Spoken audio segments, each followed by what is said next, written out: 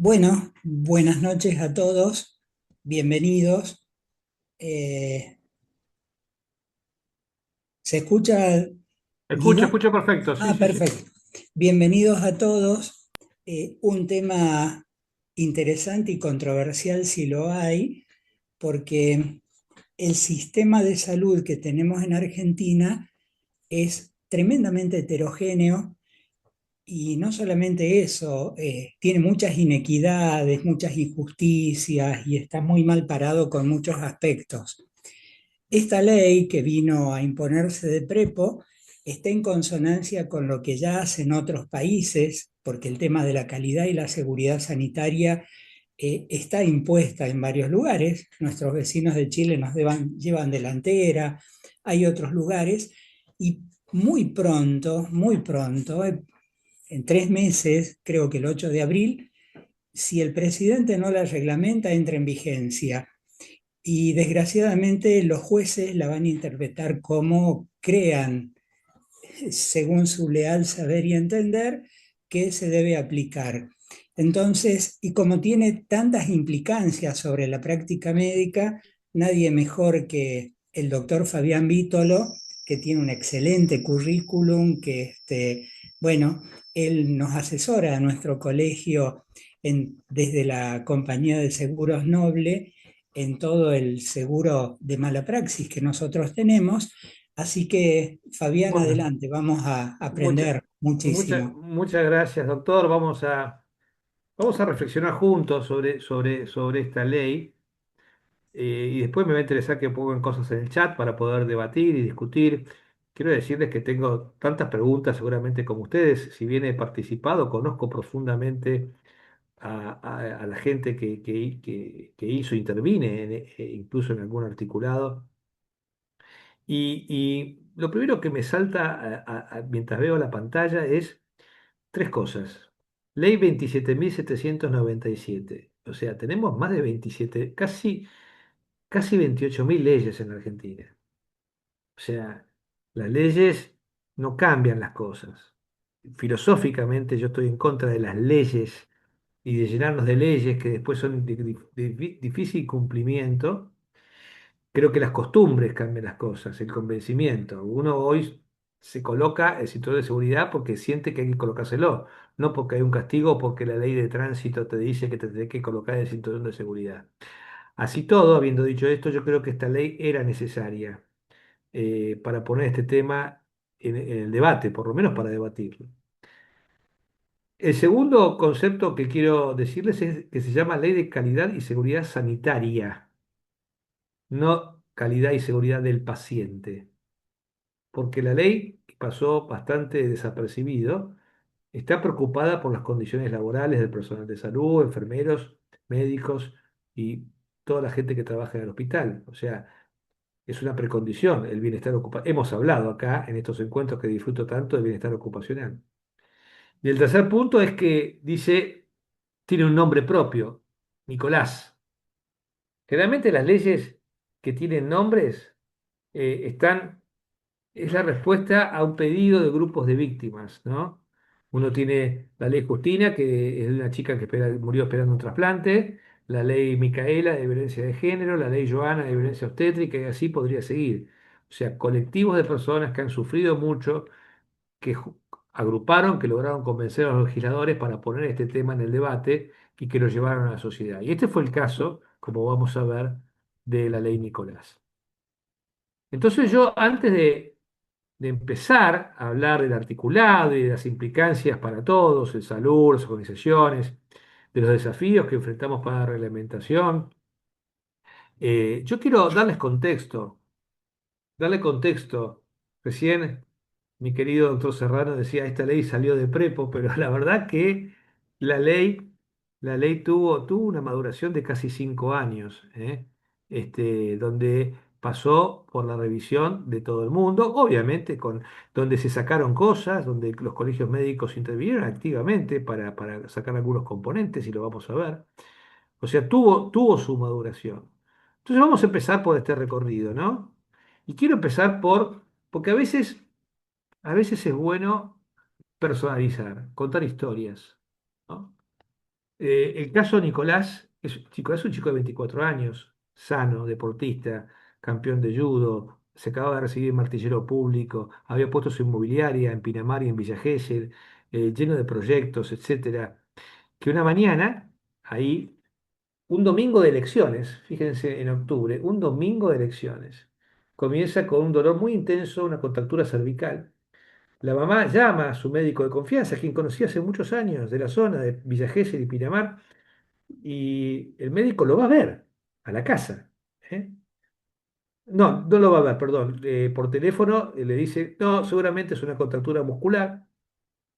Él es deportista, habrá estado con su cuatriciclo, hacerle diclofenac, un biorelajante, piridinol, y vemos cómo sigue.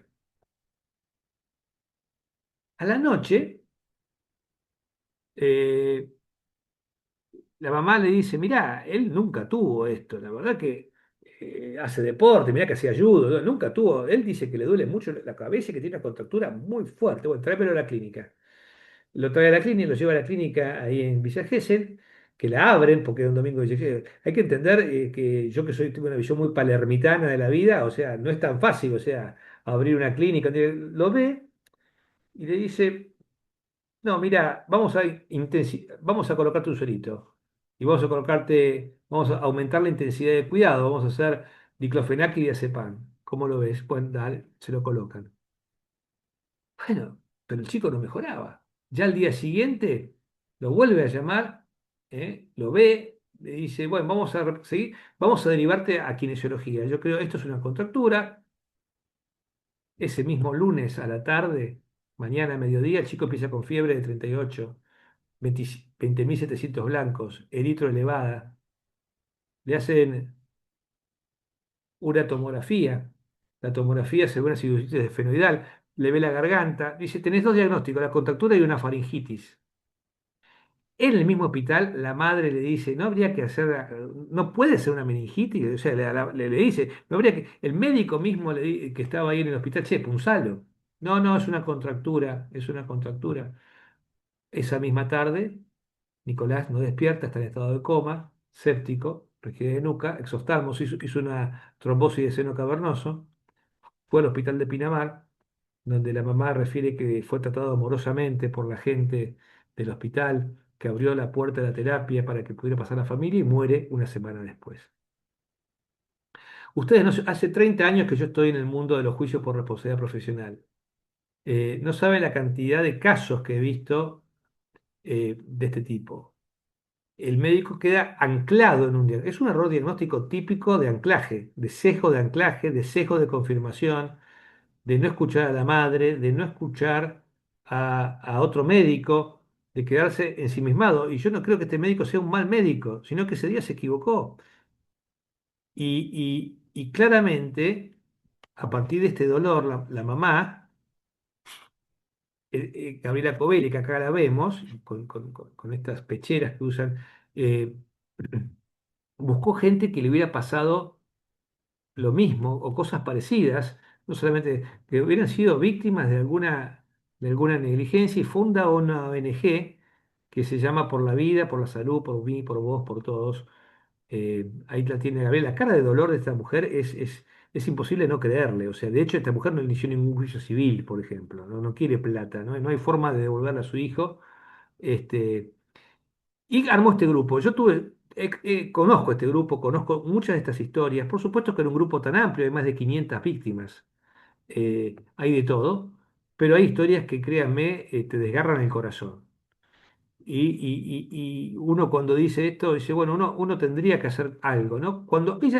Gabriela Covelli es una abogada, ¿no? Entonces redacta ella misma, mal asesorada en mi juicio, muy asesorada por abogados, etcétera, y hace un abrazo al Congreso y presentan un primer proyecto de ley en el año 2000, en el año 2021, hacen este proyecto de ley, que era un proyecto de ley, la verdad, muy focalizado en juicio y castigo, ¿no?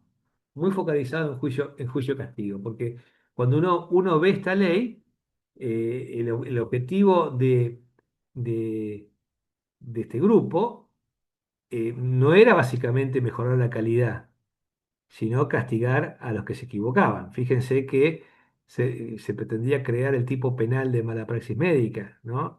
O sea, eh, para se generaban cosas nuevas como culpa inequívocamente temeraria, y se decía que en casos en los que los jueces vieran una actitud desaprensiva y justificable, aumentar las penas para que el médico pudiera tener prisión efectiva. Ustedes saben que la mayoría de las cosas son culposas, y no hay posibilidad de cárcel efectiva, pero si uno le agrega 6 años por una temeridad inequívocamente, una culpa inequívocamente temeraria, se generaban términos.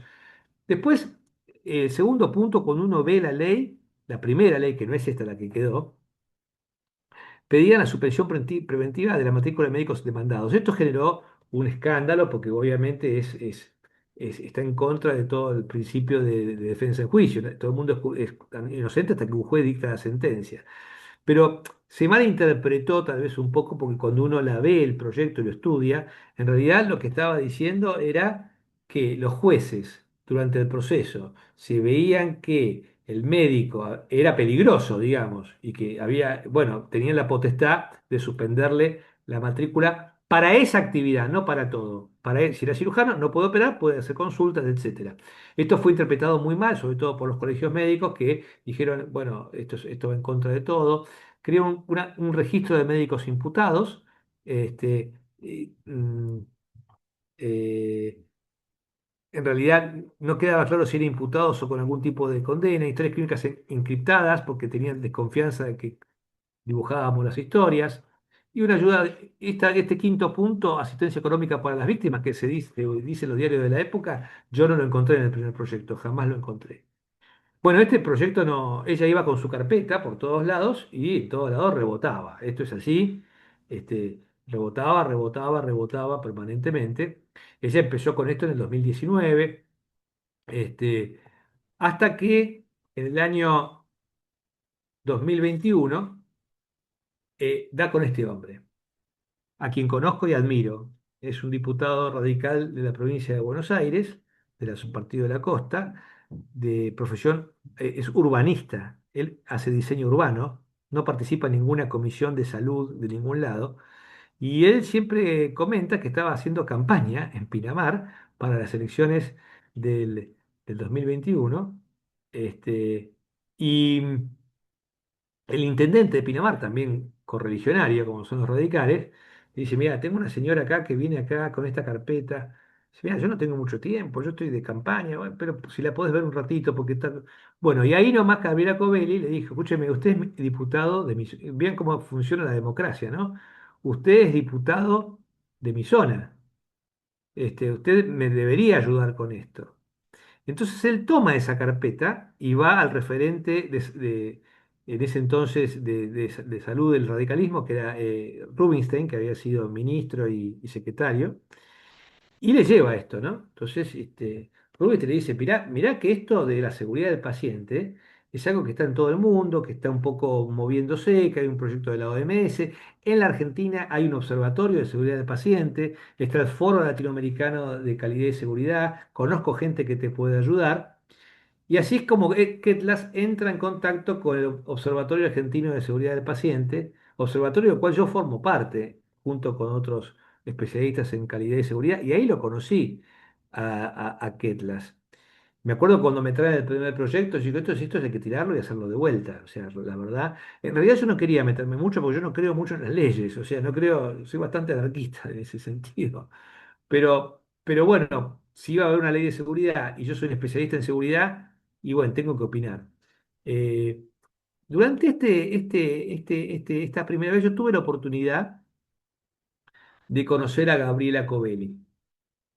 Me acuerdo que me la presentaron en Mar del Plata, en un congreso que fui, tomamos un café y lo primero que me llamó la atención, imagínense el grado de desconfianza de esta mujer hacia mi persona. Yo en definitiva soy un médico que defiende médicos, trabajo en una compañía de seguros.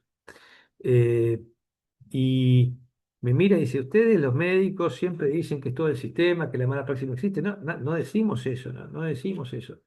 Pero yo no creo que esto sea necesario. Bueno, hablamos un poco y ella tenía un odio muy grande hacia los malos médicos. Me dice, yo no tengo un problema con los buenos médicos, tengo un problema con los malos médicos, con gente que no le importa nada. Y entonces en un momento me tira esta pregunta, me tira este desafío. Concédeme un 1% de médicos desaprensivos, de médicos que no les importa nada, de médicos que no están informados, de médicos que tienen problemas de alcohol o de drogas. Dame un 1% de médicos que no tendrían que estar trabajando de médicos. Y yo le tuve que conceder, yo sé y sabemos que son más, ¿estamos de acuerdo? Pero le concedí un 1%. Bueno, un 1% te concedo.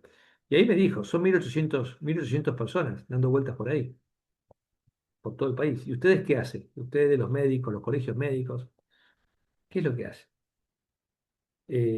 La verdad que poco. Y después me dijo, eh, ¿vos sabés que hay médicos que están inhabilitados en Santa Fe y aparecen operando en Ushuaia, o en Río Negro, o en Chubut? Decime que no es cierto. Y le tuve que decir, sí, es cierto, porque hay un mal control de las matrículas entre los colegios y hay mal control. Y hay gente que está inhabilitada y está trabajando en otros distritos. Esto es cierto, es una realidad. Bueno, entonces le digo, ¿pero vos qué querés? Le digo, ¿usted qué quiere? No me acuerdo, ahora la tuteo en ese entonces, esto hace ya varios años.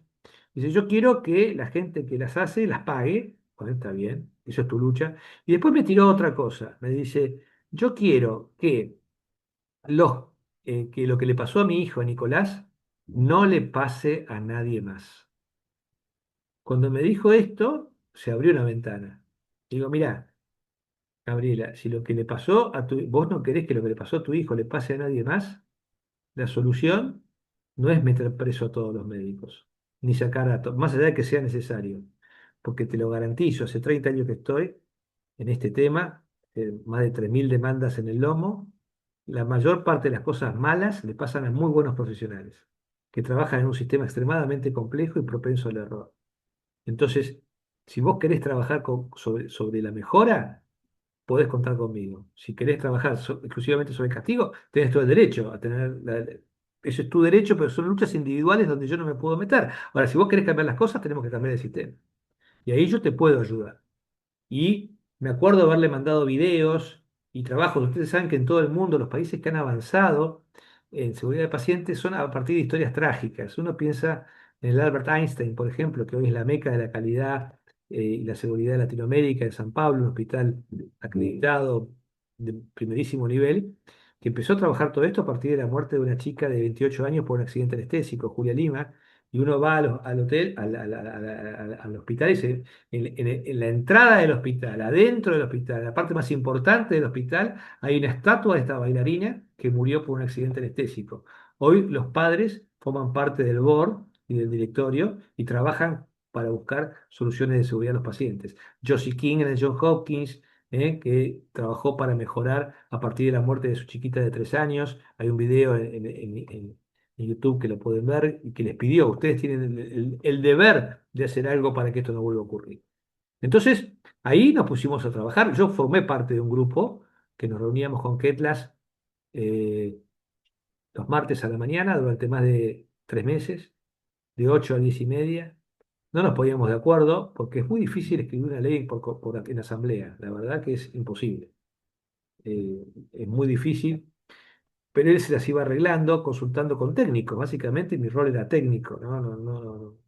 Este, y otra gente, por supuesto. Si les quiero decir una autocrítica demasiado del sector privado, ¿eh? Yo vengo del sector privado, si bien soy formado en el hospital público, pero ese grupo que trabajó con Ketlas, que estaba Ariel Palacios, que es de la OPS OMS, estaba Ezequiel García Lorrio, actual presidente de la Sociedad Internacional de Calidad y Seguridad, estaba Viviana Rodríguez, una infectóloga de primer nivel, estaba Julio Ravioli, uno de los forenses más importantes de la Argentina. Bueno, era un grupo de gente que sabía, o sea, la gente que estuvo asesorando en esta segunda ley era gente importante.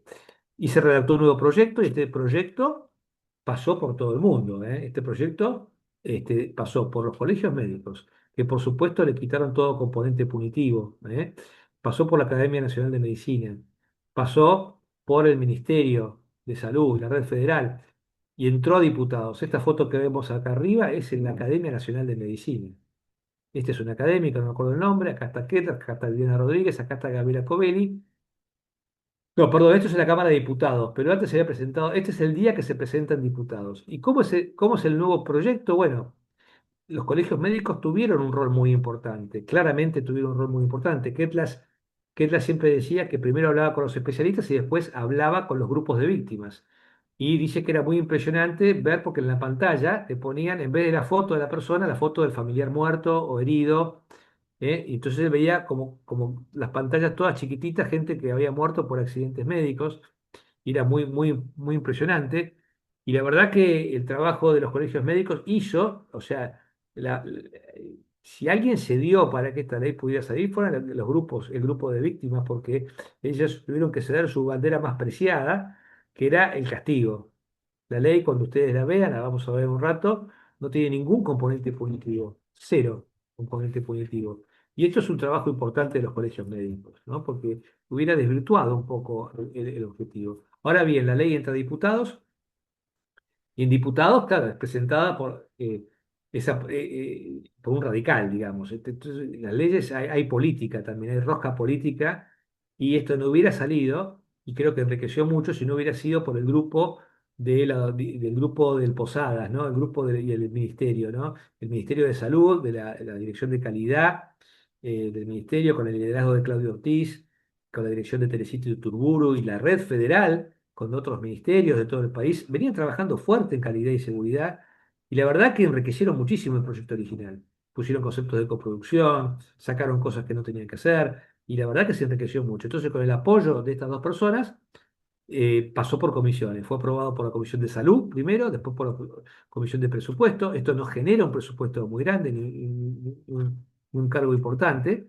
Y finalmente se sancionó con mayoría abrumadora el 7 de diciembre de 2023. Fíjense, 2 años después de todo esto. O sea, hay una maduración, hubo una ronda de consultas, se quitaron cosas, se agregaron cosas. Dato de color de esto fue votado, fíjense en la fecha, el día de jura de diputados. Ese mismo día, 7 de diciembre, que fue votada la ley, en diputados perdía estado parlamentario. El diputado Kettel hace para escribir una película, la verdad, perdía estado parlamentario y juraban los nuevos diputados. Entonces Ketlas habla con Cecilia Moró y le pregunta, escúcheme, ¿esto es una sesión? ¿Esto de jura? Sí, es una sesión, técnicamente es una sesión.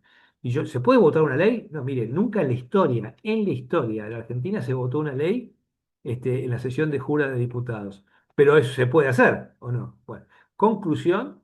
Cecilia Moró, que era presidenta de la Cámara de Diputados ese día, le dice, mira, tenés que conseguir el acuerdo de todos los bloques, de todos, y que vos no hables. Se vota, ya estaba presentada por la Comisión de Salud, y estaba, que para como él dice siempre, para un político y un diputado no hablar defendiendo su ley es como cercenarlo, y finalmente fue votado. Cuando fue votado, empezó el silencio, pasó al Senado. Y en el Senado fue una lucha. La presidenta de la Comisión de Salud, la doctora Corpacci, médica, pero bueno, con toda la cosa de los colegios médicos también, o sea, frenó mucho, la verdad que se frenó mucho. Esto llevó a actos, a movilizaciones. Esta es una movilización que se hizo frente al Congreso. Yo participé de esa movilización. Las banderitas naranjas el color de la seguridad del paciente, lo hemos hablado acá, son víctimas, y las banderitas rojas, blancas, las naranjas son víctimas y las blancas son profesionales comprometidos con la calidad y la seguridad.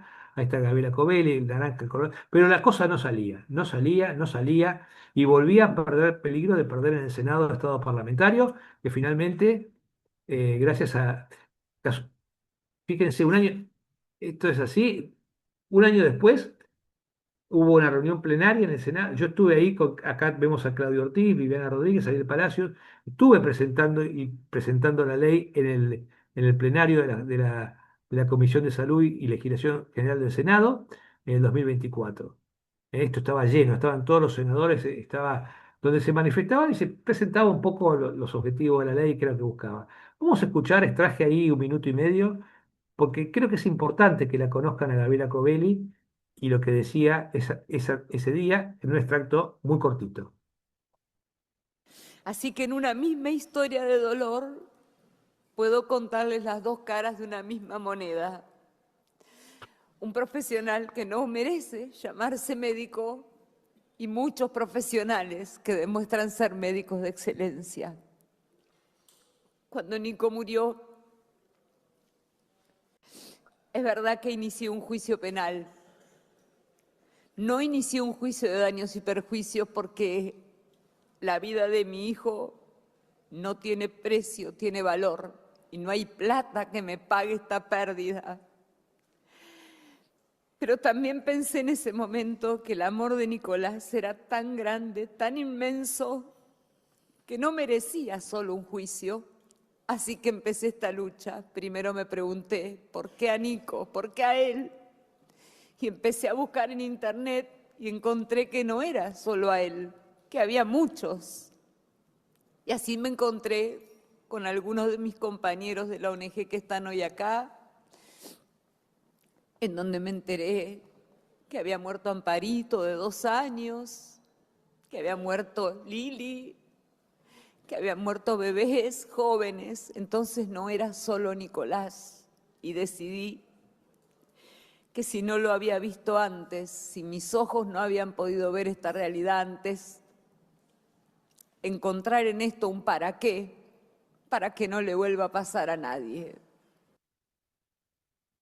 Créame que Gabriela Covelli cambió mucho su forma de pensar cuando entró a formarse y a entender un poco la visión sistémica del tema. Corría peligro hace unos tiempos de perder estado parlamentario. Hubo un impulso muy fuerte de la senadora Terenzi de Chubut, que movilizó todo y se votó también en el Senado finalmente el 18 de septiembre. Fíjense, también con una aprobación abrumadora de 69 positivos, uno negativo. Y acá vemos al hermano de Nicolás, a Gabriela y al diputado Ketlas abrazándose en un momento emocionante. Y acá tenemos la ley. Y la ley se aprueba en el Senado y se publica en el Boletín Oficial el 8 de octubre. Ustedes saben que cuando se publica una ley hay 180 días para reglamentarla y el 6-7 de abril entra en vigencia esta ley. La gente a veces se confunde, ¿no? No está reglamentada, entra en vigencia a nivel nacional, después las provincias adherirán o no. Yo creo que van a adherir la mayoría de las provincias porque ya cuando uno ve la experiencia de Chubut, donde los políticos no se pierden una foto con las víctimas, o sea, entre las víctimas y la corporación médica, créanme que se va a aprobar en casi todas las provincias. O es lo que yo pronostico, creo. Y entonces nos metemos con la ley. Ojo, esta ley, que es la primera en su tipo en Latinoamérica, hay leyes de calidad en España, hay leyes de calidad en Estados Unidos, pero no hay específicamente leyes de seguridad. Está en línea con lo que pide la OMS, ¿no? Ustedes saben que lo que hacemos seguridad del paciente, otra gente no lo sabe, estamos viviendo por decisión de Asamblea de las Naciones Unidas, de la OMS, la década de la seguridad, 2021-2030. Y hay un plan estratégico, que ahí esto se baja libre de internet y el que no me lo pide, un objetivo estratégico le piden a los países miembros. Yo ya no sé si somos miembros o no de la OMS, pero igual, de todos modos, el objetivo es claro. Fíjense, 7 objetivos estratégicos que se abren en 5 tácticas cada uno. Y el objetivo número 1 es hacer que este concepto del cero daño, que es imposible alcanzar, por supuesto, sea una mentalidad, un compromiso. Y claramente te pide esto. O sea, no estamos en línea con lo que se nos está pidiendo. Políticas, estrategias, planes de implementación, movilización de recursos. Y fíjese el tercer punto, leyes que apoyen y protejan tanto a pacientes como, o sea, esta ley viene a responder a este mandato, ¿eh? Junto con la regulación, la inspección, la acreditación. Es decir, es una ley que está en línea con lo que se pide para, ustedes saben que ya no alcanza con buenos profesionales. No alcanza, o sea, es una precondición. El sistema es muy complejo, lo hemos hablado a lo largo de estos encuentros. Necesitamos mejorar el sistema. Cuando hablo de sistema es un conjunto de personas que tienen que interactuar entre ellas con tecnología, con un propósito común. Y después esta larguísima introducción que me parece que da contexto y explica, vamos a hablar un poco de la ley. ¿Mm?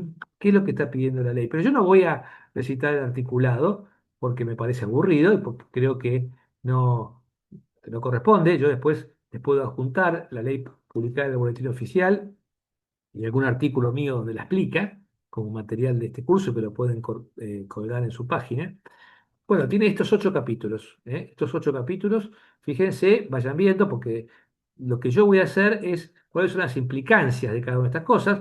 Básicamente tiene un primer capítulo general, donde hay definiciones, un segundo capítulo donde te pone características mínimas, mínimas. Vamos a ver el mínimo que estándar te pone te genera, esto es discutido, yo no el registro único de eventos centinela son eventos graves, con muerte para que haya una base de datos nacional, por supuesto anonimizados y con garantía de confidencialidad, registros unificados, verificación de la aptitud profesional, todo un tema que vamos a discutir, te pide más capacitación en seguridad y en calidad, y después todo lo que tiene que ver con quién va a ser, y no es menor, la autoridad de aplicación de todo esto, ¿no? O sea, quién va a ser el responsable de coordinar todos los programas.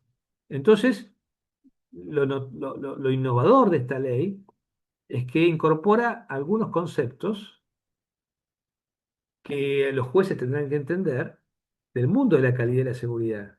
Fíjense que coloca, primero que define calidad como una cosa sistémica, te habla de eventos adversos que no son evitables. Esto es todo un tema, ¿no? O sea, que los jueces entiendan que hay eventos adversos que no son evitables. Y otros que probablemente sí. Yo creo que con el diario del lunes todo es evitable, pero el diario del lunes, rescato la palabra accidente, pero fíjense, rescata el tema de definición de seguridad del paciente como una capacidad de hacer cosas, de coproducción, de la importancia de incorporar a los pacientes. O sea, es moderna, o sea, incorpora un montón de cosas para la legislación argentina que es de avanzada, que no está en otros lados.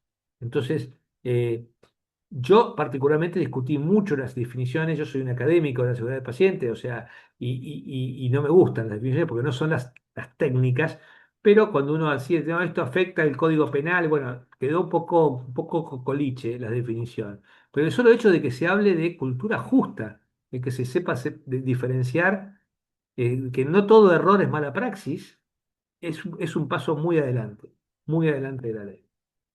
Entonces, ¿cuáles son los objetivos generales? Y no me voy a poner pesado, pero básicamente esto es lo que busca la ley. ¿eh? Tenemos que fomentar una cultura. Cuando hablo de cultura, hablo de valores, de creencias, de compromiso, de cosas que creemos realmente, ¿no? Es decir, estoy hablando de reportes, de información, de perder el miedo a hablar, de comunicarse efectivamente, de tener liderazgos claros, de ser más transparentes, implementar el modelo de cultura justa. Ahora vamos a ver qué es cultura justa, porque fíjense que no dice modelo de cultura no punitiva, modelo de cultura justa. Modelo de cultura justa, vamos a verlo en un ratito, lo que juzga son conductas, no resultados. Uno puede haber tenido un pésimo resultado a partir de un error involuntario, absolutamente. Las cosas no son lineales. Lo que busca es que seamos menos opacos, ¿no? O sea, el sector salud es opaco, no tiene prácticamente datos, no se abren los datos, eh, no sabemos dónde estamos parados, pensemos, no sabemos los costos, nada se abre, los resultados. Fíjense, trato humano, humanización de la medicina, jerarquizar y proteger al equipo de salud. Jerarquizar y proteger al equipo de salud. Por eso decimos que es una ley de seguridad sanitaria, como precondición. No puede haber seguridad del paciente, como lo he dicho 1000 veces, sobre la base de la inseguridad física, psicológica, económica, laboral del personal de salud. Fíjense la modernidad de esta ley que incorpora el tema de prevención cuaternaria. Ustedes saben que hay mucho daño producido por estudios que no eran realmente necesarios. Y es importante tener esto. O sea, los objetivos son objetivos. Es muy difícil decir yo no adhiero a esto.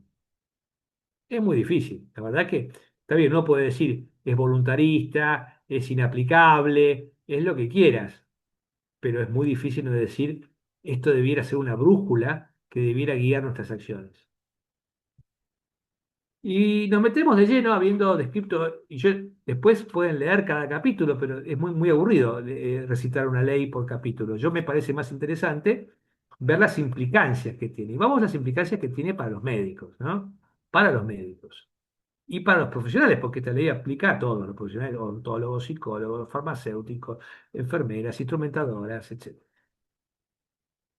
Y acá tenemos un tema, ¿no? Los médicos nos gusta formarnos, pero no nos gusta que nos evalúen. Nos llenamos de diplomas, todos quieren el certificado, pero nadie nos quiere que nos evalúen. Eh, la verdad es que yo para preparar esta charla hablé con un amigo mío de la infancia y de toda la vida que es piloto de aerolíneas.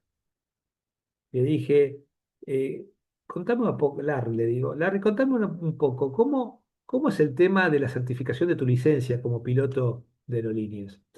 Mira, todos los años me toman un examen.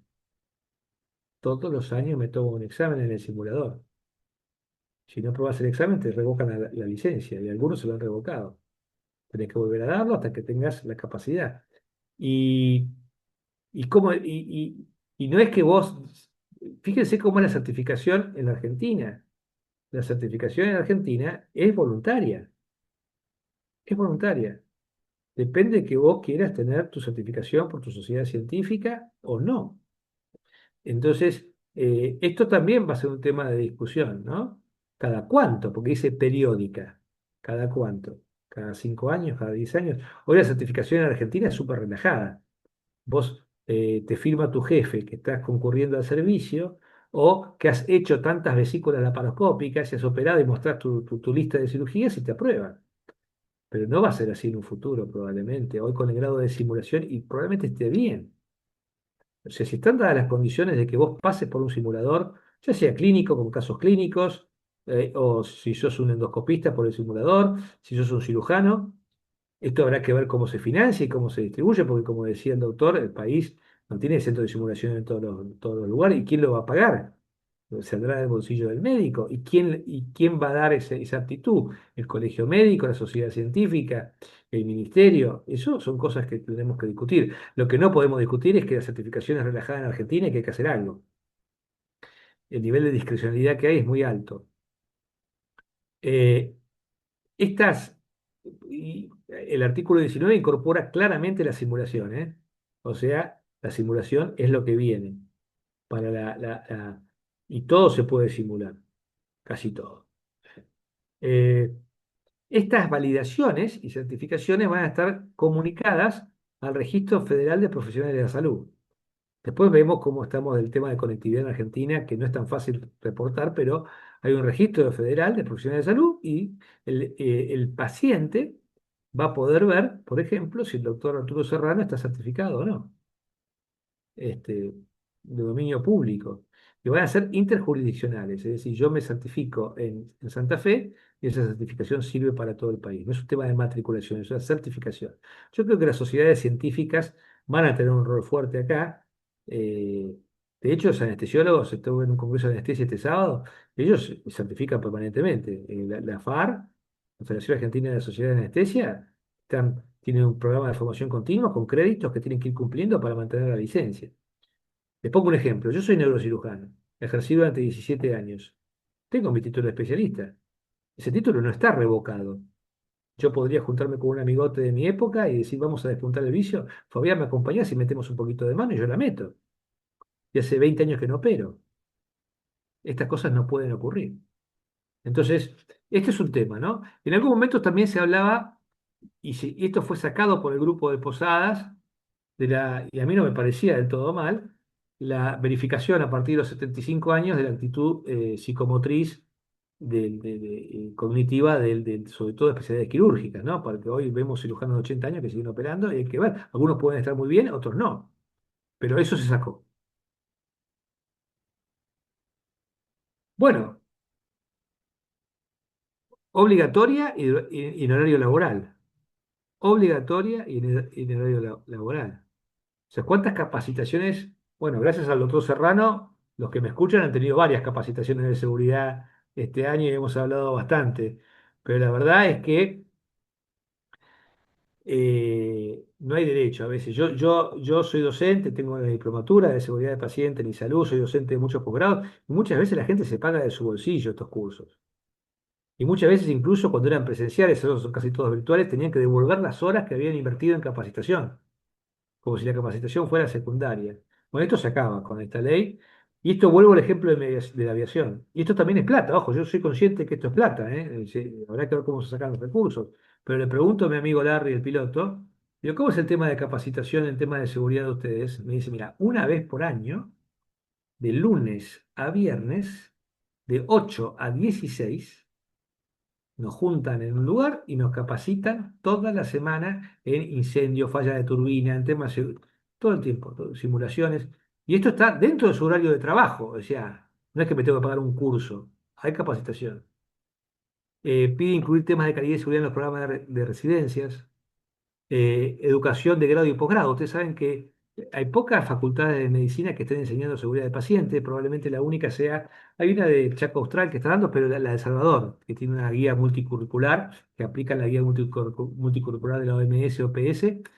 Si ustedes me dicen que tiene que haber una materia de seguridad, yo filosóficamente estoy en contra de enseñar seguridad del paciente como materia aislada, como una materia. Sí en el posgrado, porque es factor, pero no en el grado.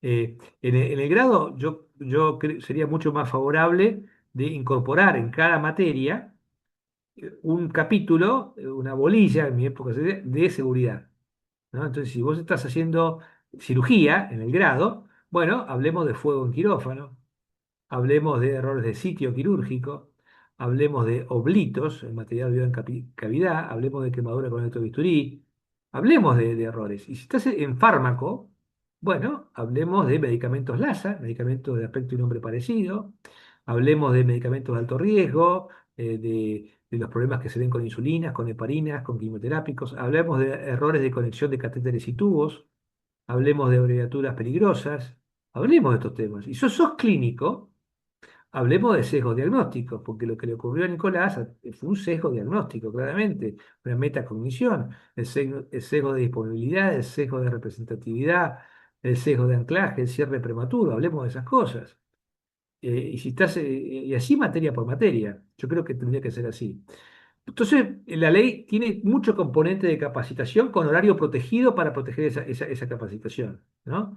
Y esta capacitación también tiene que ser comunicada, va a ser una responsabilidad de las clínicas y sanatorios, comunicarla al Registro Federal de Profesionales de Salud. Entonces, yo, el paciente, ya podría entrar al registro y ver, este hombre está certificado y recibió su capacitación anual en términos de seguridad y calidad. Después tenés este concepto que es interesante. Ustedes saben en qué consiste el concepto de cultura justa, ¿no? Lo quiero refrescar un poco. Lo hemos hablado en alguna de estas reuniones que tuvimos en el año. Eh, Cuando nació todo este movimiento de seguridad del paciente, tenemos que tener una cultura no punitiva, ¿no? No castigar a la gente que se equivoca. Y esto de lo no punitivo, bueno, creció como religión y como toda religión devino en fanáticos, ¿no? No hay que castigar nunca, siempre somos víctimas de un sistema, pero la verdad que como médico que trabaja en una compañía de seguros, siempre me hizo ruido dónde está el límite entre la responsabilidad individual, que es alta en general en un médico, y el sistema, digamos. ¿Dónde entra uno y dónde entra otro, ¿no? Este, y claramente el modelo de cultura justa te distingue, y sería bueno que la reglamentación lo plantee para que los jueces lo entiendan, el error, el acto inseguro y el acto negligente, temerario, grosero. El error es no hacer lo que tendrías que haber hecho o hacerlo mal en la etapa de planificación o ejecución, ¿no? El error, por definición, en el error no hay una decisión de voluntad. Vos no decidís equivocarte, vos te equivocás, porque te faltan conocimientos, porque te faltan habilidades, porque estás cansado, porque tenés sesgos, porque te distrajeron, por lo que fueren. Entonces, en los casos de error, y los jueces tienen que entenderlo, más allá del resultado bestial, el paciente murió, es culposo. No hay una decisión de voluntad. Yo tengo que jugar conductas, no resultados. Esto no va a ser tan fácil de implementarlo. ¿El acto inseguro qué es? Vos en tu día a día sabés que es más seguro hacer el checklist quirúrgico. Sabés que es más seguro en medicación pediátrica estar midiendo y controles por oposición. Sabés que es más, pero el día a día te lleva y la presión de producción y minimizás el riesgo y avanzás, porque tenés que sacar el trabajo, sabiendo que no es lo óptimo. Hay una normalización del desvío. Ahí en el acto inseguro habrá que ver si corresponde o no. Y después tenés lo otro, el acto groseramente negligente, porque también es cierto que ustedes cuando van al hospital todos los días ven errores. y vende las otras cosas, ¿no? Hay gente que no le importa nada y esa gente tiene que responder por esas acciones, claramente. Entonces, la ley, la cultura justa es un sistema en el cual se establecen valores, se establecen principios y todo el mundo sabe desde el día cero cómo van a ser juzgadas sus conductas. ¿Eh? Te voy a bancar en el error, veré qué pasa con el acto inseguro y te voy a castigar en el caso de que no te haya importado nada. Sigue habiendo en Argentina, por ejemplo, anestesias simultáneas, con un porcentaje relativamente alto, o anestesiólogos que se retiran de quirófano. Esos no son errores, no son groseramente negligentes. Eh, bueno, pero te incorpora todo esto, ¿no? De tener en cuenta los factores sistémicos, ¿eh? Los factores contribuyentes. Qué bueno sería que los peritos tengan que decir, bueno, este médico estaba haciendo muy cansado, con pocos insumos, con esto, que los factores contribuyentes jueguen en el análisis del error, ¿eh? Los factores de la tarea, del lugar, ¿eh? Fomento del reporte de incidentes en las clínicas, en los sanatorios, investigación no punitiva de incidentes y, por supuesto, exigencia de responsabilidad ante casos graves. O sea, casos graves hay que saber diferenciar. Este es el modelo de cultura justa. Claramente, un gran desafío de la reglamentación es ver cómo se operativiza esto. Es difícil de operativizar, la verdad, pero está puesto en la ley. Un punto que se olvidó mucho de la ley es este, porque es seguridad sanitaria, es seguridad sanitaria. El personal de salud es central. El personal de salud está precarizado, está mal pago, está con pluriempleo, está con un nivel de burnout inconmensurable. La última encuesta que se publicó en el Congreso de Cirugía de Cardiología, 64%. Bueno, esto no puede continuar. Entonces, claramente hay que atender las mejores. Y esto va a ser una responsabilidad de las clínicas, que no chillaron tanto como los colegios médicos, que sin embargo les cabe la de la ley, porque fíjense, y lo dicen expresamente, y habrá que ver cómo se reglamenta. Tenés que cuidar el marco, ¿no? Eh, tenés que tener, fíjense el artículo 7 dotación de personal suficiente, que habrá que definir. Porque claramente los convenios colectivos de trabajo, por ejemplo, en el caso de enfermería, se quedan cortos, porque hoy los pacientes son mucho más complejos, con pluripatología. Turnos y horarios que eviten el agotamiento físico y mental. Y habrá que ver, atender las especificidades, porque no es lo mismo una guardia de terapia intensiva o una guardia de un centro urbano con muchísimos pacientes que una guardia donde ves 10 pacientes por día. O sea, no es lo mismo. Entonces, habrá que ver cómo se regula. ¿Es el fin de las guardias de 24 horas esto? ¿En dónde? ¿Cómo? Eh, proteger, habla en forma indirecta del concepto de segunda víctima, ¿no? Ustedes saben que el concepto de segunda víctima, que las víctimas reales no les gusta nada, pero que está establecido en la literatura, es el equipo de salud, el médico, el enfermero, que se vio involucrada en un evento adverso. Esa persona sufre mucho también. Cualquiera que ha producido un daño está devastado. Entonces, lo que pide esta ley es que esa gente que a partir de un error ha tenido un daño sea protegida, ¿no? Que tenga acompañamiento 24/7, que tenga algún tipo de apoyo psicológico. Fíjense el otro punto, ¿no?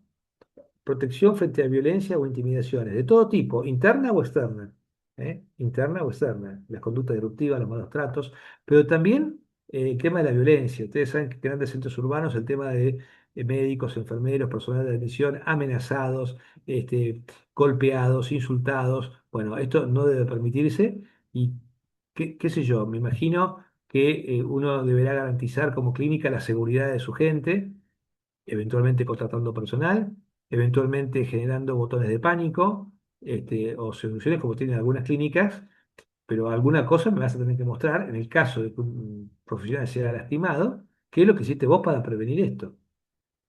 Y en el caso, esto también va a generar un poco de ruido, en el caso de una debilitación psicofísica verificada del personal de salud, la reasignación de tareas, ¿no? Esto es un tema, ¿no? Porque cuando todo el mundo te empieza a pedir tareas livianas y vos tenés que seguir contratando gente, habrá que ver cómo se maneja y cómo juega esto con la ley laboral también, ¿no?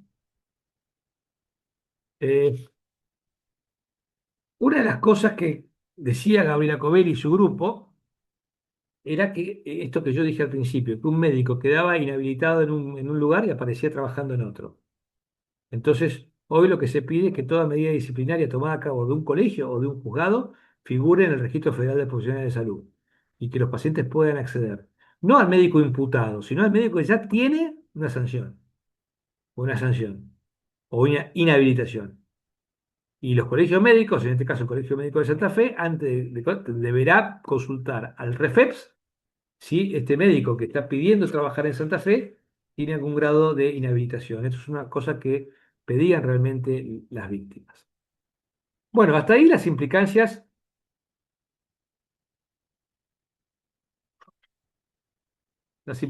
para los médicos. ¿Qué pasa con las organizaciones de salud? Bueno, yo creo que la ley les pega de lleno, ¿eh? Les pega de lleno a las organizaciones de salud. O sea, los médicos estuvieron muy activos en la defensa de lo que les importaba, que era... Y las asociaciones de clínicas un poco, si me decís a mí desde afuera, se durmieron. Porque si bien fueron consultadas, ACLISA, ADECRA, no tuvieron la misma vehemencia que los colegios médicos a través de la CONRAD, o por lo menos yo no lo vi. Eh, y tiene cosas severas, ¿eh? Y tienen que ver, es la contracara de los derechos. O sea, así como el médico veía, tiene estos derechos, pasan a ser obligaciones de los empleadores. Y entonces, acá sí nos metemos en plata. Por ejemplo, a las clínicas se les va a pedir protocolos tendientes a la prevención de daños evitables. Yo me imagino que si un paciente tiene una caída, por ejemplo, y a partir de ahí tiene una fractura y hay un juicio por la fractura, dice, muéstreme su programa de prevención de caídas.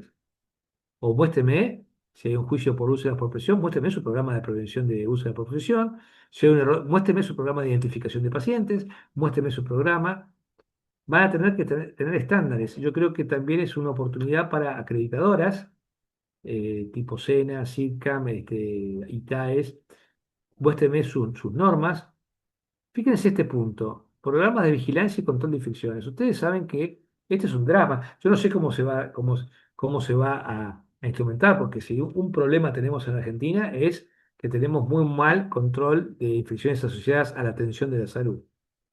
La verdad que nosotros tenemos tasas de neumonía asociada a respirador y de bacteriemia asociada a catéter, y ni que hablar de bacteriemias por sondas vesicales que triplican la de países que tienen control de infecciones. Ahora, el control de infecciones en Argentina es un problema, porque no hay personal, porque no hay enfermeros de control de infecciones, porque no hay epidemiólogos, bueno, por un montón de cosas. Entonces, eh, acá se te va a hacer muy difícil hoy defender una infección hospitalaria. Ya es prácticamente imposible defender una infección nosocomial si no demostrás todos tus cuadernos, tus libros, tus cosas. Nos perdemos siempre, no hay forma de ganar.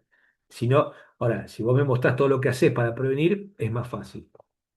Este punto también es un punto, sobre todo para el sector público. Una de las críticas que hacía, me acuerdo de alguna conversación que he tenido con Gabriela Covelli, es que en el sector público muchas veces impera el amigo de, ¿no? Entonces sube un nuevo intendente que tiene un primo y aparece el primo como jefe de cirugía, de la nada, sin una carrera hospitalaria, sin un concurso claro. Entonces lo que pide la ley es que haya métodos de selección transparentes y equitativos y haya una verdadera carrera sanitaria, ¿no?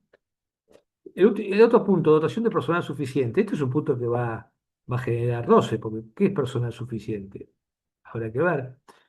Y esto, vuelvo a repetir, lo que era un derecho del médico, ahora es una obligación para el empleador. Turnos de trabajo que eviten el agotamiento. La ley también le pide a las instituciones que tengan sistema de reporte de incidentes.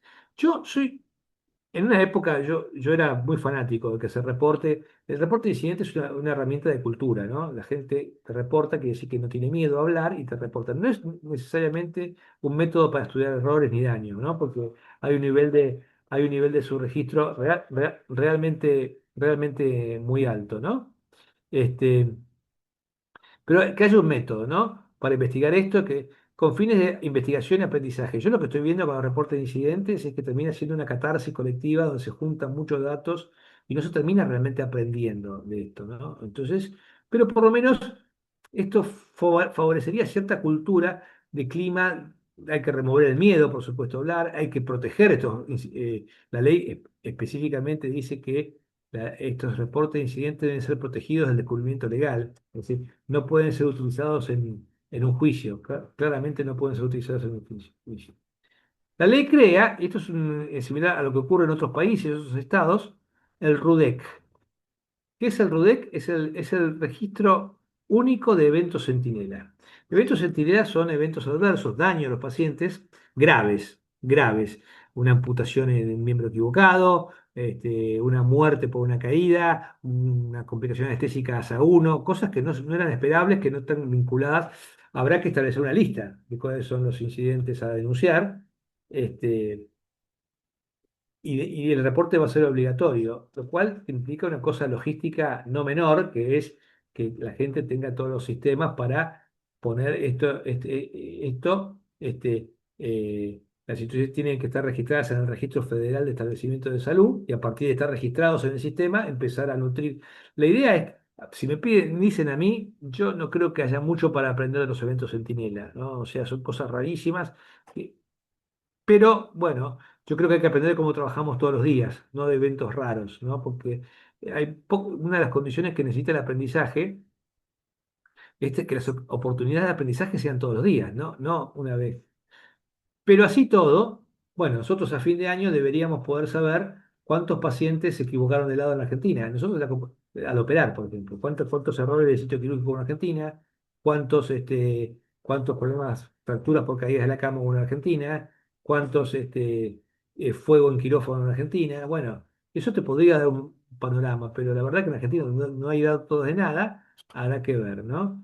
Y fíjense esto, ¿no? La confidencialidad. Es importante garantizar la confidencialidad. Los datos al RUDEC deben ser subidos de forma anónima, o sea, no con el nombre del paciente ni qué pasó. Incluso debiera anonimizarse hasta la institución después. Esto es un problema porque la gente siempre tiene desconfianza, así como se anonimiza, se puede desanonimizar.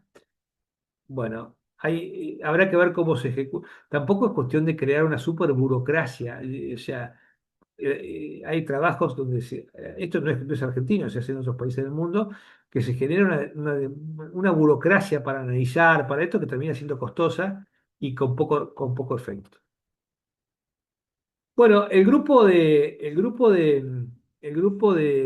Posadas, el grupo de la Red Federal de Calidad del Ministerio, estuvo muy activa realmente, y esto es un mérito de ellos, ¿no? Porque esto no estaba en el proyecto del grupo de Ketlas, y sí en el de la diputada Macha, que era empezar a meter a los pacientes, ¿no? A los pacientes y sus familias. Ustedes saben que hoy estamos en la época de la coproducción. Por eso es una ley muy moderna, ¿no?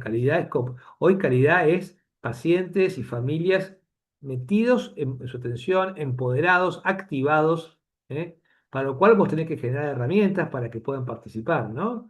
Eh, por ejemplo, fíjense, acceso a la información para ejercer los derechos. Todas las clínicas deberían poder publicar la Carta de Derechos del Paciente, generar instrumentos para formar y darle la posibilidad de participar, cómo es convivir con diabetes, cómo es convivir con insuficiencia cardíaca congestiva, y la participación de pacientes o representantes de pacientes en los distintos niveles, a nivel macro, a nivel de las.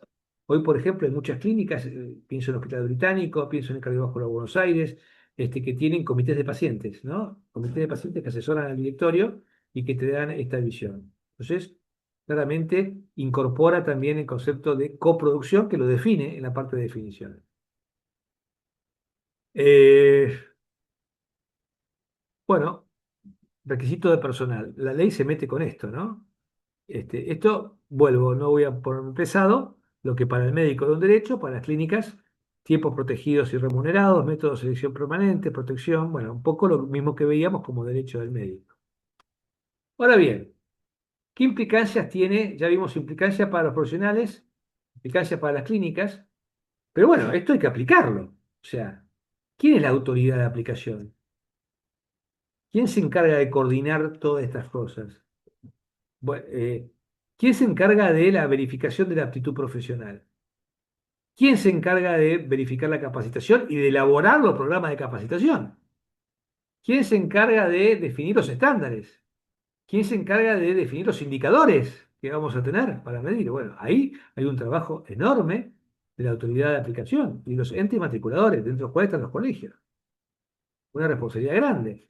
Entonces, claramente vos vas a tener que fortalecer la rectoría y la gobernanza y desarrollar consensos muy fuertes, porque como bien decía el doctor Serrano al principio, no todo el país es igual, somos un país federal, y tendrás que desarrollar consensos con el COFESA, el Consejo Federal de Salud, en el cual intervienen todos los ministros, y el Consejo Federal de Legislación en Salud, en el cual intervienen todas las comisiones de salud de las distintas cámaras de diputados y senadores del país. O sea, tenés que consensuar. Creo que va a tener un rol muy importante y ya lo está teniendo en los últimos años la Red Federal de Calidad y Seguridad. Ustedes saben que a través del Ministerio, que ahora está un poquito más inactiva de lo que estaba con Teresina y Turburu, pero ahí vos tenés el que te va. Yo creo que la Red Federal de Calidad y Seguridad, en el marco del COFES y COFELESA, asesorando a los distintos ministros, va a tener que desarrollar estos estándares, estos programas, qué programas vamos a hacer, cuáles son las cosas que, cómo se implementa este registro único. ¿Cómo son los estándares mínimos? ¿Mm?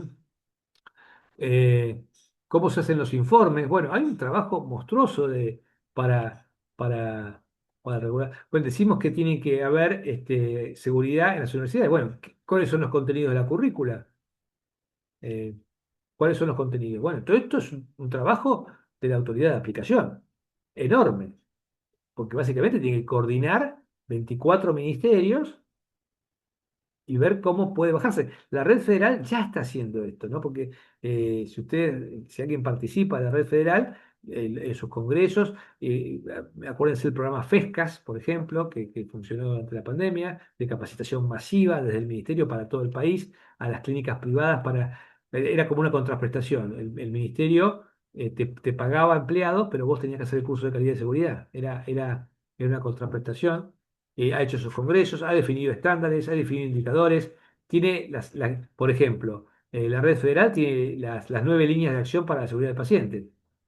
Está cultura de seguridad, identificación de pacientes, quirófano seguro, medicación segura y prevención de infecciones, comunicación efectiva. Hay líneas, incluso ha hecho un manual de autoevaluación de cada una de estas cosas y directrices para comités de riesgo. O sea, la red federal trabaja mucho.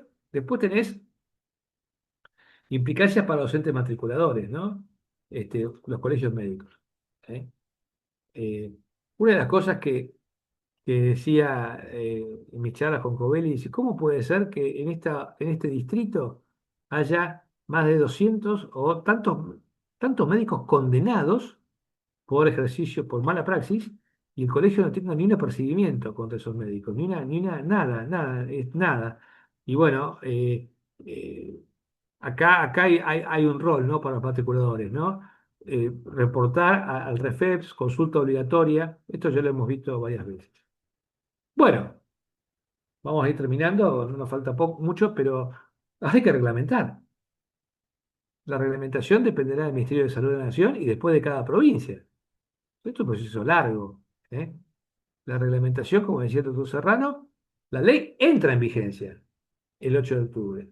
Con esto articulado el 8 de abril, 7 de abril. Ahora bien, sería importante reglamentarla cuanto antes. Para que tenga una idea, la ley de salud mental tardó 10 años en reglamentarse. Y fue horrible también. O sea que para leyes que no funcionan, ahí tenemos un botón de muestra. La ley de salud mental no funcionó, la ley de alquileres no funcionó. Y después hay que cambiarlas. Claramente, la ventaja que tiene la reglamentación es que se puede cambiar todas las veces que quieras, a diferencia de la ley. Entonces vamos a los desafíos. Dijimos que vamos a verificar la aptitud profesional. ¿Cómo? ¿Cada cuánto? ¿Cuándo? ¿Quién? ¿El Colegio Médico de Santa Fe? ¿La Sociedad de Cirugía, la Sociedad Argentina de Cirugía? ¿El Ministerio? Tendrá que definirse. ¿Cada cuánto? ¿Cuáles son los criterios nacionales? ¿Y cómo lo nacional puede aplicar a todos lados? ¿Cuáles son las autonomías provinciales? ¿Cómo se maneja cada provincia? ¿Qué va a pedir cada provincia? Y acá lo hablábamos fuera de cámara, como diría, va a tener un rol las sociedades científicas. Creo que tienen que tener.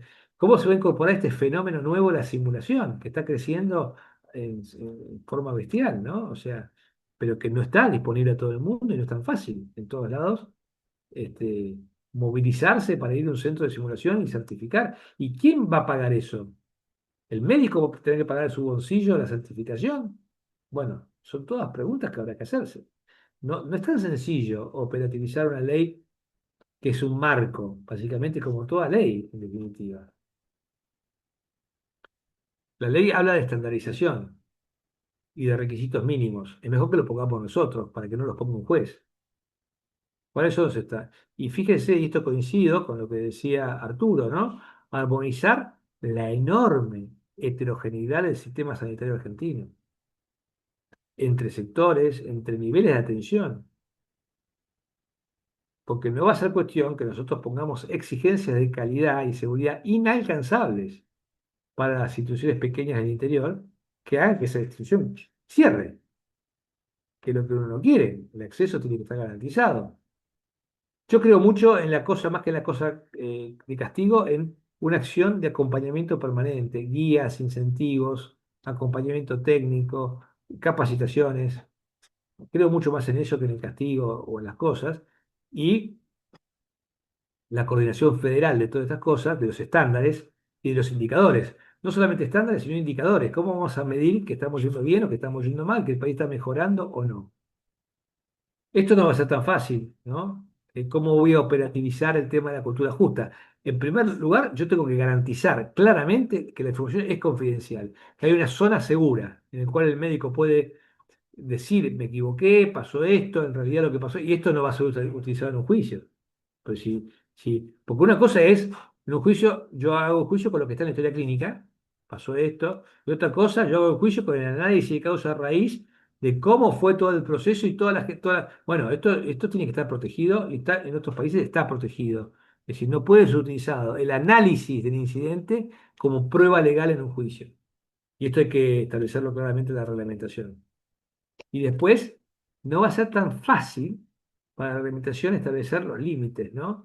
Porque si uno le dice a un juez, una enfermera pasó leche por vena y el neonato murió, yo sé que eso es un error. No hay jeringa de inyección oral, no hay marcación de puerto de inyección, las llaves de 3 días conectan con cualquier cosa, la enfermera era de pediatría, no de neo, y estaba agotada haciendo módulos. Hay un montón de cosas que explican. Ahora, ante la magnitud de un chico muerto por leche por vena, es probable que el juez te diga esto es una actitud temeraria, groseramente negligente, cuando sabemos que es un error. Entonces, no es tan fácil. En el papel se ve muy claro, en la vida real el límite entre error, acto inseguro y acto temerario no es tan sencillo. Después hablábamos de tiempos protegidos. No solamente tiempos protegidos para gente que trabaja en calidad y seguridad, que hoy no lo tiene, gente que dona parte de su tiempo para trabajar en calidad y seguridad, pero que no es reconocida económicamente por eso. No hay horarios protegidos. Pero bueno, la ley tendrá que prever cómo se va a financiar todo esto. ¿Cómo se va a financiar? ¿Cómo se integra esto en el presupuesto nacional? ¿Cuánto impacta esto? ¿No? Y esto es un tema que habrá que ver.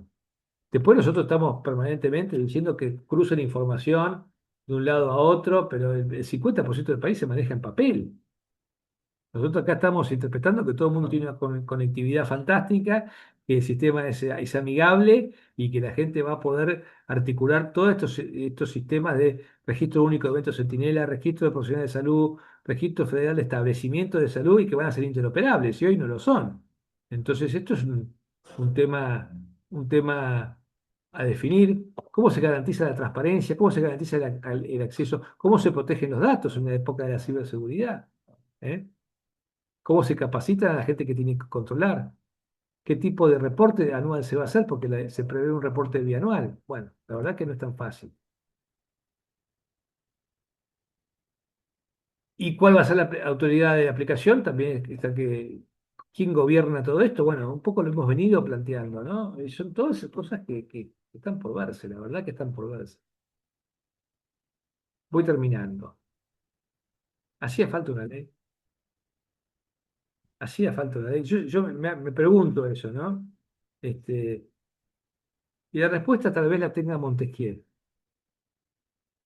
el padre del espíritu de las leyes y de la separación de las leyes. Él decía, cuando se corrompen las costumbres hacen falta leyes. Eh, yo dije al principio que la verdadera transformación no se escribe en el boletín oficial, se escribe en nuestras conductas cotidianas. Y las costumbres se corrompen. Se corrompen cuando la certificación profesional se vuelve un trámite laxo. Las costumbres se corrompen cuando las instituciones no tienen estándares mínimos que deban garantizar. cuando la única forma de frenar a un incompetente sea que una víctima lo denuncie en sede penal. Las costumbres se corrompen cuando ocultamos los errores. Las costumbres se corrompen cuando hay trabajadores precarizados expuestos a violencia. Las costumbres se corrompen cuando la capacitación continua es un privilegio y no un derecho. Cuando las enfermeras y enfermeros tienen que sumar turnos para poder comer. Cuando no sabemos cuántos pacientes dañamos, porque no tenemos datos, no tenemos sistema de transporte. Por eso la ley sí es necesaria. Los médicos tenemos una histórica incapacidad de autorregularnos. Y cuando no sabemos autorregularnos, nos regulan de afuera. Pasó con la historia clínica, pasó con el consentimiento informado, pasó con la violencia obstétrica. Es así. Si uno ve la ley de derecho del paciente, se fija cómo es la regulación de historia clínica, nos debería dar vergüenza, parece un tratado de semiología. El médico debe investigar antecedentes familiares, personales, debe documentar cosas que nosotros sabemos. No lo hacíamos bien. Y consentimiento informado lo mismo. Y ya hay sentencias. 25 años diciendo, pidiendo que hagamos bien el consentimiento informado, ahora lo tenemos que hacer por ley. Y ya hay sentencias donde se condena al médico por la sola ausencia de consentimiento informado. Entonces, esta ley no es en contra de nadie, es una ley a favor de los pacientes y de los que cuidan a los pacientes. Y esto nos recuerda que la calidad y la seguridad no es una opción, es un compromiso ético que asumimos cuando nos recibimos como médicos. Y quiero terminar con esta frase de Gabriela Covelli, mientras vemos ese cuadro a la derecha. Ese cuadro a la derecha está pintado por una artista marplatense y está en la Facultad de Medicina de Mar del Plata. Ese es el corazón de Nicolás, de naranja, porque naranja es el color de la seguridad del paciente. Y ella, la pintora, donó esta pintura para que estuviera a la vista de los futuros médicos que estudian en Mar del Plata. Entonces, mi deseo realmente, mientras estoy terminando, es que ese corazón siga latiendo, ¿no? Y que pueda seguir latiendo en cada práctica más segura, en cada paciente mejor cuidado, en cada equipo que aprende de sus errores y en cada organización que elige cuidar y dar mejor. Bueno, acá llegamos y ahora a debatir. Quiero escucharlos, si no están agotados, después de tanta cháchara, a ver qué Eh, tenemos en el chat. bueno, wow, doctor, ¿Y? este, ¿Y? ¿Y? qué recorrido. Felicitaciones. Una cuestión importante también que está dentro de todo esto es la historia clínica interrelacionada, lo cual sería muy útil para el paciente y para los colegas. Sin Pero duda. ahora es peor que anarquía. Cada Total. sanatorio tiene la suya, algunas provincias tienen la suya, no hay uniformidad de criterios. Es un caos eso. Eso posiblemente sea una de las cuestiones que también nos va a dificultar mucho. Sí, sin duda. Yo creo que hay que avanzar hacia la interoperatividad. La ley específicamente no lo dice, pero hay una estrategia nacional de digitalización, pero es muy difícil a nivel público se está avanzando bastante, a nivel privado es muy difícil porque el nivel de inversión que se pide es muy alto y el retorno de la inversión es muy lento. Con lo cual habrá que ver, pero claramente hay que ir a la historia clínica en la nube, interoperable del paciente, ¿no? Que el paciente tenga su código como cualquiera que tiene el banco. O sea, no es muy difícil lo que tienen los bancos. Uno con la tarjeta de su banco entra a cualquier banco y tiene todo su historial ahí. Sí, sí. Claramente hay que avanzar, hay que hacer las inversiones necesarias, hay que optimizar el gasto de salud, se gasta muy mal y claramente hay que ir por ahí, sobre todo por todo este, Eh, este tema de registros, etcétera. La hace, ley mu- es. Sí, doctor. No, sí, que hace muchos años, cuando estaba Menem de presidente, el Banco Mundial le exige y sale el Programa Nacional de Garantía de Calidad. Una cosa brillante para esa época y después se siguió ratificando, ¿no? Pero, Ujú. por ejemplo, yo estoy en un pueblito del interior.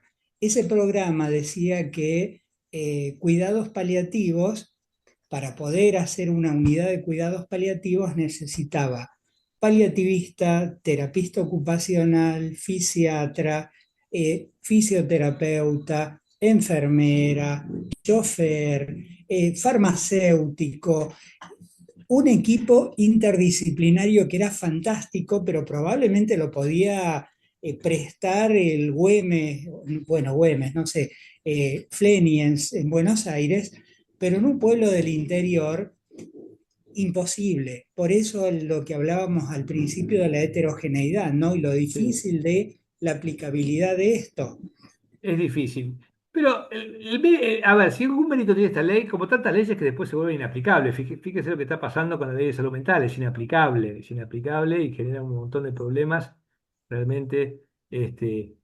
Pero por lo menos te pone una brújula, ¿no? O sea, yo lo veo así, ¿no? Como una brújula, un norte hacia donde deberíamos avanzar sabiendo que, y aparte, yendo ya a la parte práctica de la reglamentación puede poner plazos, o sea, en un plazo de 5 años usted deberá hacer esto, o sea, no es que es inmediato y después hay prórrogas, no se puede hacer una revolución de golpe, usted mañana tiene que tener esto. O sea, no, bueno, deme un plazo, vamos, deberá procederse. Y como dije recién, habrá que ver cada provincia cómo adapta porque creo que la reglamentación, después cada provincia tiene que reglamentar su ley y ahí se atenderán las especificidades, ¿no? O sea, pues Totalmente. eh, Eh, sí, sí.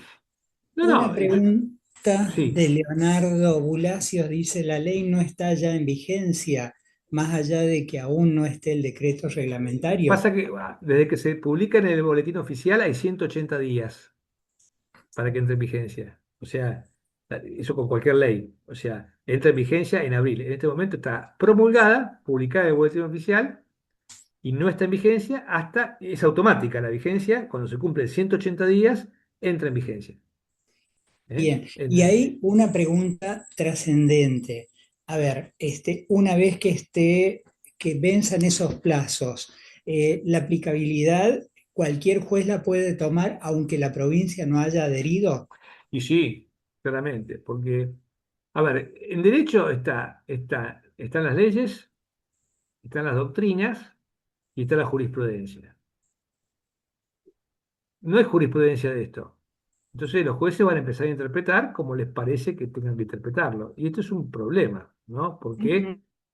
Porque imagínese un caso de un médico de guardia de 24 horas que comete un error y yo le digo a la clínica, usted debió haber garantizado el adecuado descanso de este médico de acuerdo a la ley 27.797 de calidad y seguridad sanitaria. O si una enfermera se equivoca de medicación, y, y, y estaba con 14 15 camas. Dice, esta es la responsabilidad de la clínica porque tenía una tasa, un ratio de cama que no correspondía y no tenía adecuada dotación de personal. O va a ser la interpretación de lo que es temerario o no temerario, porque si yo no defino bien la reglamentación que es temerario o groseramente negligente, para cualquier juez, y es hasta humano eso, va a depender del resultado. Le va a parecer groseramente negligente este ejemplo que yo le puse de la leche por vena o un error de helado.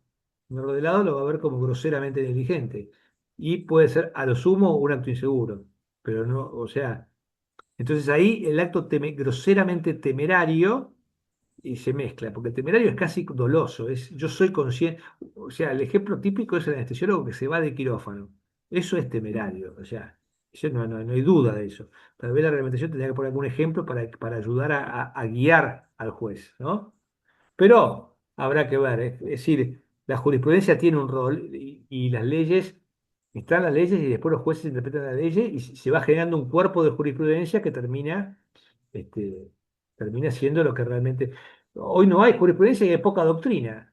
Entonces estás en un mundo donde la discrecionalidad para juzgar esta ley va a caer en los jueces. Por eso que estaría bueno que haya una buena reglamentación, lo cual no es fácil, ¿no? Porque la ley es una ley, si uno lo ve, de un marco general, una ley del deber ser, y no del todo operativa, ¿no? O sea, no es operativa la ley. O sea, entonces, es un marco que De va a ser todas, muy, sí, de todas maneras, es una cuestión bastante utópica, si se quiere, pero que en algún momento hay que aplicar.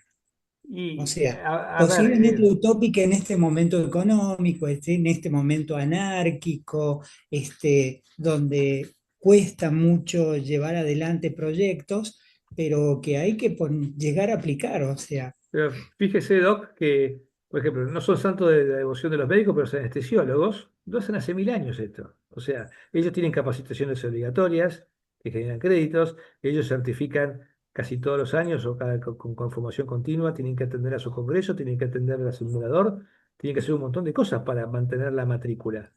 Entonces, ellos lo hacen, tienen mucho dinero, también es cierto.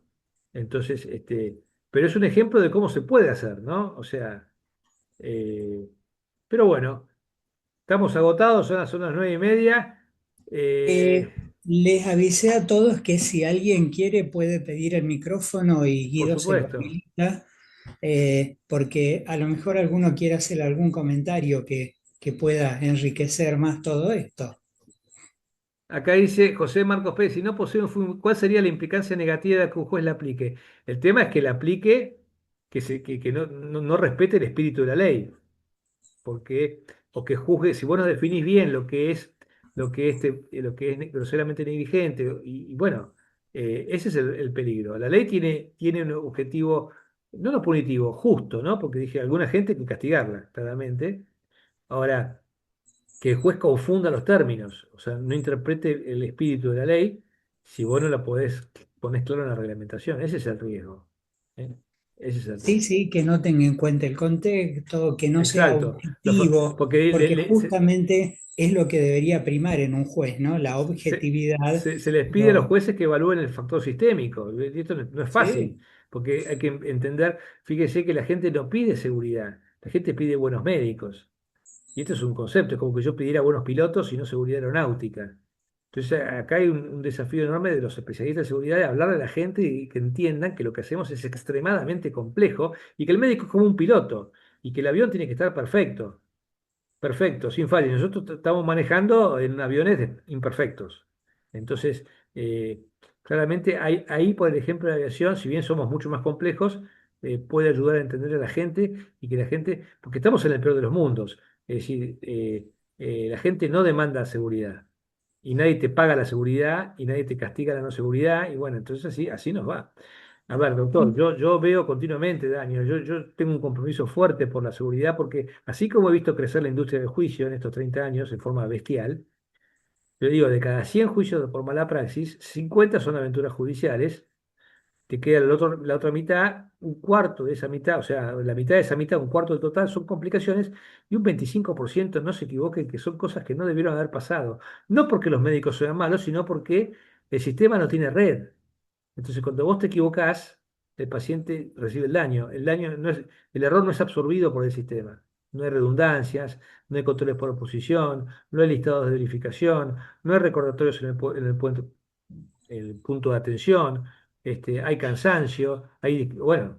Entonces, tenemos que empezar a ver otras industrias cómo hacen. ¿Eh? no, Y seguro.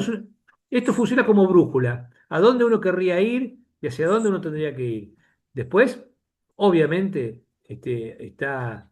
Y en ese sentido yo defiendo la ley, entendiendo que usted me dice, es muy difícil, es una utopía, pero como decía Galeano, la Hacia utopía ahí hay que no, nos caminar. sirve para caminar, ¿no? Sí. Y Entonces, otra bueno, cosa que rescato lo que decía Fabián es esto de la caja negra que es todo el sistema médico, porque también es cierto que hay mucha complicidad, a veces hay muchas cuestiones hegemónicas y muchas cosas que, seguro. que no están del todo claros o que deberían ser más transparentes, ¿no? Esto posiblemente nos va a hacer más buenos médicos. Ojalá, les voy a pasar, está grabado, les voy a pasar el PowerPoint para que lo tengan y les voy a pasar Perfecto. un artículo si quieren ponerlo en la página de la Sí, sí, sí, con todo gusto. Se lo mandamos a todos los inscriptos. Así que bueno, ha sido un gusto. Doctor, quiero decirle ya en diciembre, que es la última charla del año, retomaremos seguramente en marzo o abril, que he disfrutado mucho estas reuniones, ¿eh? He disfrutado No, sí, mucho. sí, han sido realmente excelentes, de muy buen Entonces, nivel. Los felicito y así muchas gracias que por la esperemos generosidad. el año que viene seguir encontrándonos Sí, y, sí, sí. y bueno, es mi trabajo por otra parte, ¿eh? Es mi trabajo. Así Así que, Perfecto. bueno, los veo Gracias. entonces el año que viene y que tengan unas muy felices fiestas y un buen verano, que no tengamos mucho calor y que no haya secas, ni Ojalá, inundaciones, las dos ojalá. cosas. Muchas felicidades, doctor. Gracias, chao, Gracias chao. a todos Hasta el los año que viene. asistentes, gracias a Guido y gracias a Alicia que tenía problemas de conectividad y me estaba por cubrir ella. Bueno, chao, chao. Muchas gracias, doctor. Adiós. Hasta pronto. Nos vemos. Chao, chao, gracias, Guido.